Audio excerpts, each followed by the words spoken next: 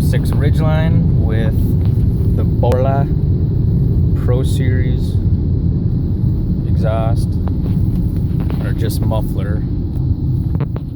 Step on it right here. There's really no drone when you're cruising 55. It's pretty nice.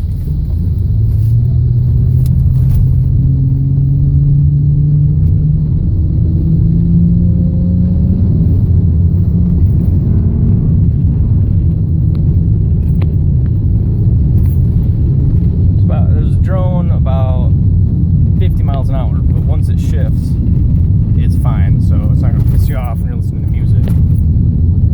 It was stainless steel, there's nice welds on it, $140. I didn't get mine from Borla website, they want like 180, but they're pretty nice. See how it holds up in this Michigan salt